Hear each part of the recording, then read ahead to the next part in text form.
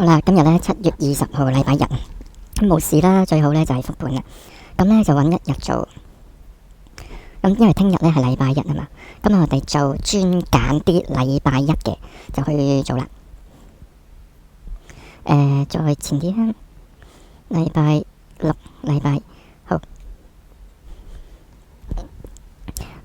禮拜五啦，禮拜六啦。咁即係話咧，佢呢個係夜期嚟嘅，夜期咧就將呢一度咧收復咗啦。咁即係話咧 bias 咧係向下嘅。咁啊睇1分鐘圖啦。CE 咧喺邊咧 ？CE 係樓上，一開足咧就喺樓下。如果咧佢咧好強的話咧，咁可能掂一掂到個 caution 就會繼續落去啦。但係咧有70%時間咧就會到呢個 CE 啦。咁啊夜期係發生啲咩事咧？夜期咧就會呢一度做咗個 range 啦。咁啊睇下上咗去先定落去先啦。好，呢一支咧，你見到佢個影線咧，嗰支針咧就穿一穿，但係佢個身咧就未破咧呢個structure，就彈翻上去啦。好，到9點半咧，呢一段咧佢就落咗去啦。但係你要知道咧，因為佢呢一度咧佢未破，佢就將呢一個結構咧就再拉低啲。而呢一個咧佢都未破，佢個身未破，而咧呢支針咧就將佢個結構又再拉低啲。咁所以咧都未做嘢住。好啦，呢一段咧就真係破咗啦。如果要做向下邊的話咧，就要睇呢一支前一支加後一支嘅50度入。咁喺呢度咧就落去。不過咧我比較咧就希望佢會洗埋樓上嘅頂，做咗一個假突破，先至再落去。呢度咧有個結構啦，呢度咧有結構啦，呢度有個結構啦。咁所以最好咧都唔好喐住啦。好啦，嗱，如果你真係喺呢度入的話咧，你見佢唔會穿0.75，再繼續落去。而呢一個位咧，佢就破咗個結構。而呢一支燭咧，就係佢呢一段嘅 break of structure。咁就再睇下佢 macro time 9:50之後，佢會唔會咧落得再低啲，跟住再翻轉頭咧，再繼續向下洗啦。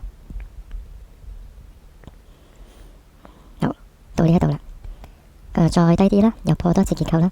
但佢翻上嚟嘅時候咧，通常睇破結構嗰一段係之前嗰一支燭，同埋之後嗰支燭嘅最高最低，我哋就揾618或者50或者0.75度做入市位。咁喺呢一度咧，就做個 short 啦，止蝕咧就可以擺呢一段。如果佢真係向下的話咧，佢通常最多咧到0.75咧就會翻轉頭啦。而今日咧個 primary fair gap 就喺呢一度啦。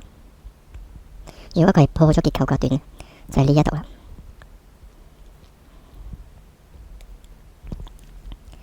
咁就睇下咧，佢會唔會到啦？